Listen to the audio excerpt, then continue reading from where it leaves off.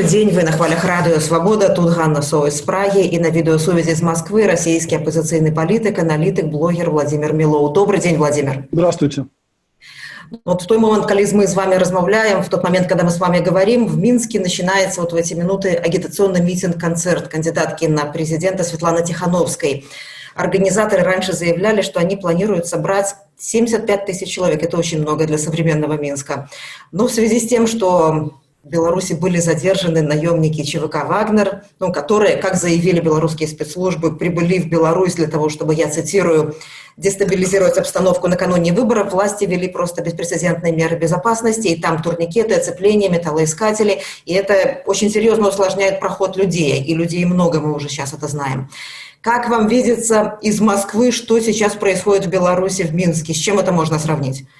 Вы знаете, я очень внимательно наблюдаю за всей этой ситуацией в последние месяцы, и многие из нас очень сильно симпатизируют борьбе белорусов за свободу против этой надоевшей, одряхлевшей диктатуры, и, конечно, мы поддерживаем единого кандидата от народа Светлану Тихановскую и желаем ей всяческого успеха.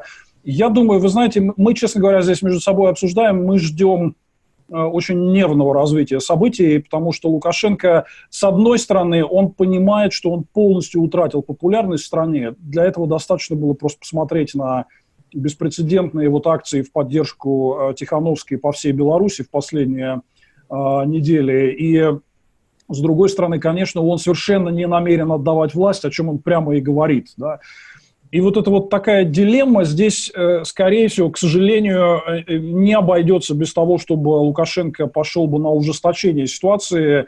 Но я вот по тому энтузиазму, с которым белорусы выходят поддерживать перемены, я тоже вижу, что они сдаваться не собираются, к счастью. Правда, вот единственное, что это, скорее всего, приведет к каким-то драматическим сценариям. Очень трудно предсказать, что это будет. Вот по этой истории с вагнеровцами видно, что Лукашенко просто готов на какие-то идиотские совершенно схемы идти. Я, честно говоря, не понял, для чего он это затеял. Мы все думали, когда эти сообщения пошли о задержании вагнеровцев, что это будет использовано как претекст для отмены или переноса выборов.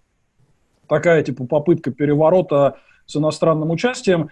Но пока всего лишь это используется для того, чтобы вот создать препятствие с допуском людей на митинг, да.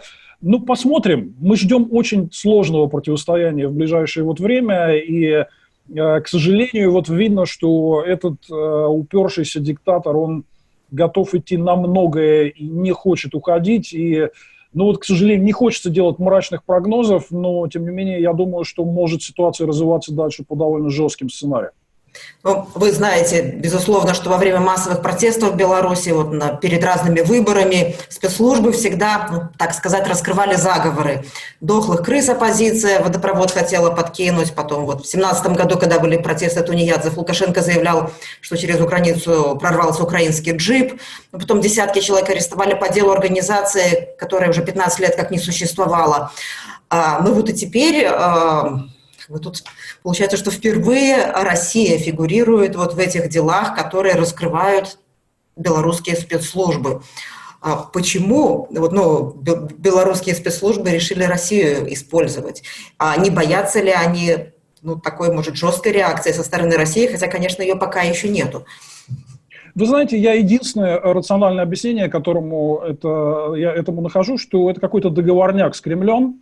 Потому что вот так вот публично трепать Россию за якобы попытку военного вмешательства в соседней стране, причем, понимаете, это не просто соседняя страна, это вот страна, которая здесь Россия преподносит особые отношения с Белоруссией, как вот венец своего геополитического успеха, да, то есть это не то, что вот там говорят о возможном поглощении Белоруссии, а вот уже даже на нынешней стадии у нас вот считается, что зато вот у нас есть одна страна, которая нам друг всегда, несмотря ни на что, да. То есть это вроде бы очень серьезный удар по имиджу Кремля, что они послали каких-то якобы наемников, но они это терпят, что, на мой взгляд, свидетельствует о том, что это, скорее всего, какая-то предварительная договоренность. Я вот чувствую, что этих пригожинцев и вагнеровцев уже используют не только как пушечное мясо там, на Ближнем Востоке и в Африке, но они уже начали торговать именно аутсорс, типа, ребят, хотите изобразить военный переворот, чтобы отменить выборы, давайте мы вам подбросим наших ребятушек, вы их арестуете, там посадите, да, вот они поизображают, значит, переворотчиков. У меня ощущение, что группа Вагнера перешла вот еще на заработок вот таким вот способом, да. Я не очень верю, что Лукашенко может с такими резкими вещами выступать без предварительного обсуждения с Путиным и с Москвой. Поэтому, ну, просто здесь вот, скорее всего, это выглядит и по реакции Москвы очень спокойной. У нас же Кремль возбуждается на какие-то абсолютно минимальные вещи. Там кто-то в газете какой-то британской статью какую-то написал про Сталина, да, и пакт Молотова-Риббентропа. У нас же целый МИД бежит там пачками делать заявления, да. А тут такая история, и как бы ничего, да. Это первый признак, что они в курсе и не собираются ничего делать. Скорее всего, я думаю, что за этим стоит какая-то договорная основа. Вам видится, вот собирается ли Кремль как-нибудь влиять, как-нибудь вмешиваться в выборы президента Беларуси, или все уже договорено? Ну вот в Беларуси практически национализирован Газпромовский банк, да, бывший председатель Совета директоров Бабарыка, претендент на президента, теперь в тюрьме. Какая позиция Кремля? Очень пока невыразительная. Или она будет ясна позднее?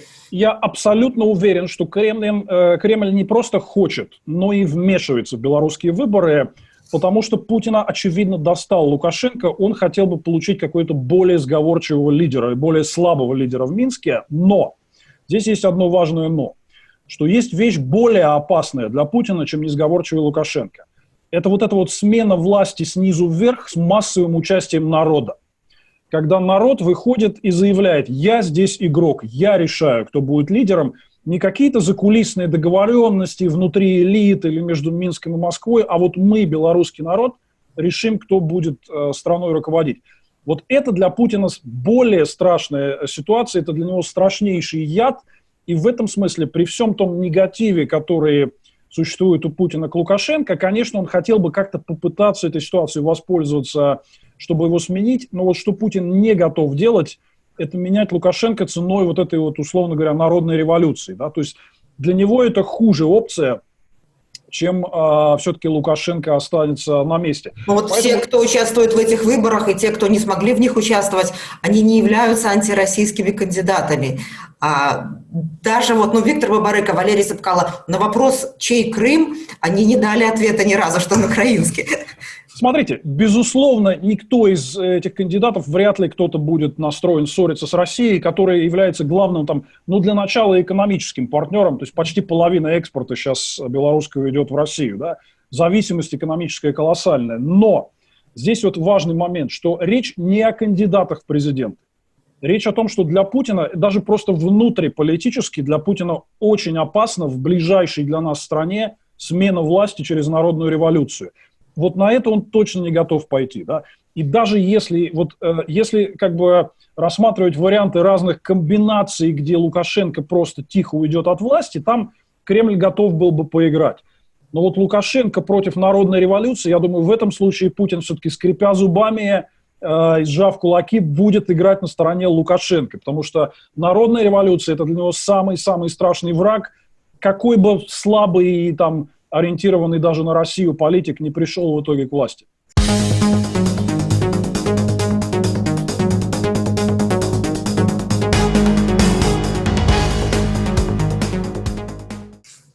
Вот в среду оппозиционная российская партия «Парнас» с открытым обращением обратилась к гражданам Беларуси, поддержала их в борьбе за перемены, подчеркнула, как важно для российских демократических сил независимость Беларуси. И я процитирую, сказала, что нам бы даже поучиться у вас в плане объединения.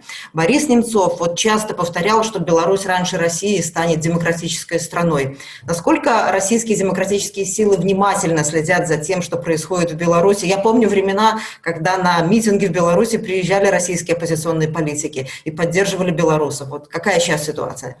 Мы очень внимательно следим, и что касается объединения, я хотел бы здесь сказать очень простую вещь, да, что мы увидели, что объединение происходит, когда появляется реальная сила, за которой видно, что за ней есть поддержка народа. И, кстати, я считаю, что это очень здорово и заслуживает всяческого уважения и аплодисментов, то, что, например, снятые кандидаты с предвыборной гонки, они без всяких условий объединились со штабом Светланы Тихановской вот в единую кампанию, да, но предшествовало именно этому то, что появился вот как раз супруг Светланы, Сергей Тихановский, с которого во многом все и началось, его суперпопулярный YouTube-канал, который рассказывал правду о том, что во всей стране происходит, ездил по стране, разговаривал с людьми, да, и это превратилось в некий национальный феномен, который создал базу вот для такого объединения. Да? Поэтому здесь я в том числе и российским своим многим коллегам по оппозиции хочу сказать очень простой вот выбор, который мы видим на примере Беларуси.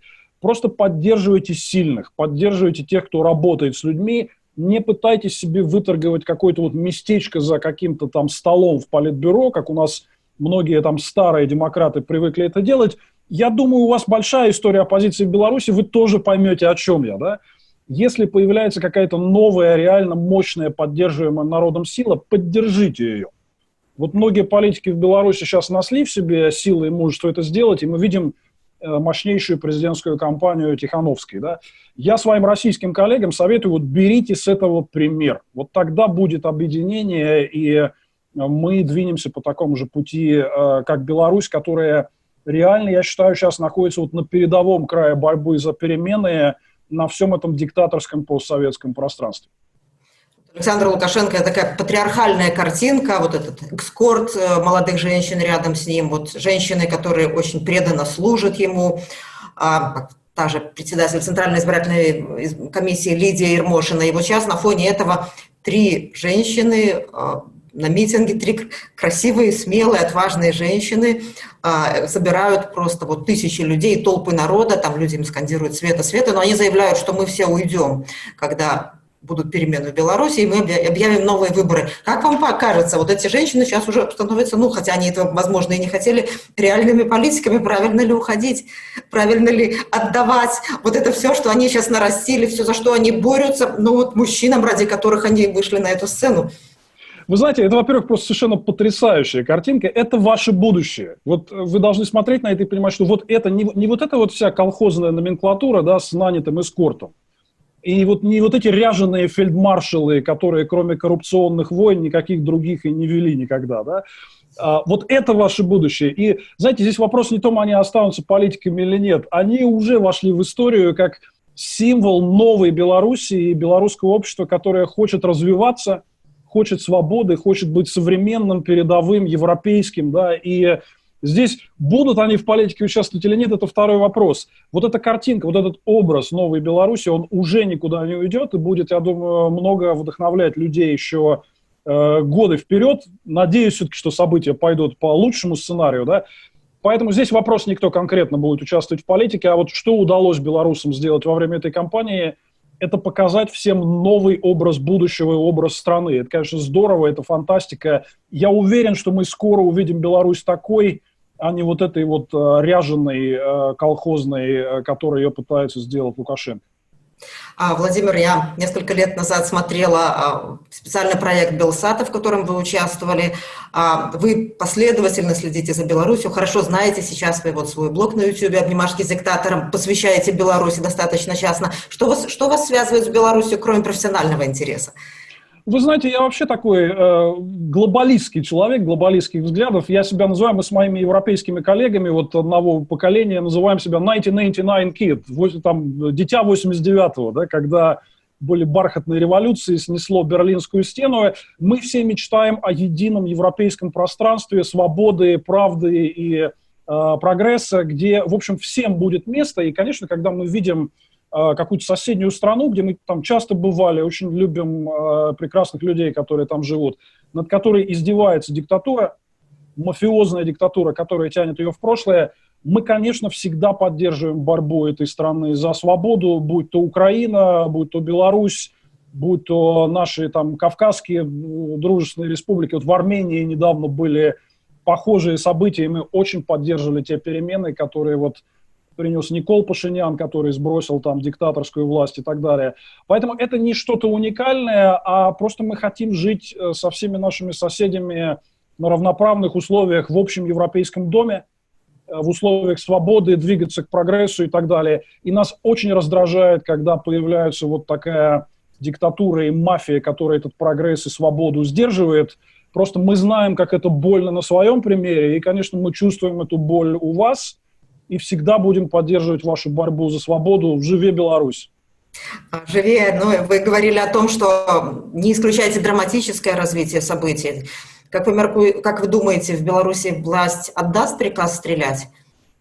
Смотрите, я думаю, что Лукашенко готов отдавать самые жестокие приказы. Я думаю, что он настолько боится того, что он будет сметен, и вот последствий лично для него, что я думаю, что он, к сожалению, уже перешел вот внутреннюю эту черту, и он готов отдавать самые жестокие приказы. Насколько эти приказы будут исполнять ваши силовики, это большой вопрос. Это большой вопрос. Я помню сам, я уже был достаточно взрослый и совершеннолетний, когда рушился Советский Союз. Это всегда вот было 50 на 50, да, и часто это зависело от конкретных решений конкретных людей в силовых структурах, в государственном аппарате и так далее. В этом смысле здесь, мне кажется, очень важно объяснять и вам внутри, своим собственным силовикам. И я вот очень много веду разговоров на эту тему с европейскими политиками и общественными деятелями, которые внимательно за этим всем следят, что надо дать понять всем вашим участникам вот этой номенклатурной вертикали, что, ребят, никто не будет забыт и ничто не будет забыто, и все возможные преступления против собственного народа, они все будут переписаны, и эти люди понесут ответственность. Но я вот вижу сейчас у вас такое заметное низовое движение, когда представители силовых структур выкладывают какие-то свои знаки отличия с надписью там 97% или 3%, там, в зависимости от того, кто как хочет эту ситуацию описать. Многие говорят о том, что они с народом. Я надеюсь, что в итоге это все возобладает, хотя еще раз подчеркну, что надежд на благоразумие Лукашенко, к сожалению, мало. Он ужасно трясется за свою целостность, и я думаю, что у него уже просто крыша поехала от психоза последних вот месяцев, да. Поэтому, к сожалению, вот от него можно ожидать всего. Гэта быў расійскі апозіцыйны палітык Владзімір Мілоў, для якога Беларусь жыве. Дзякуй вам вялікі за інтэрв'ю. Усяго найлепшага. Спасибо. До пабачэння.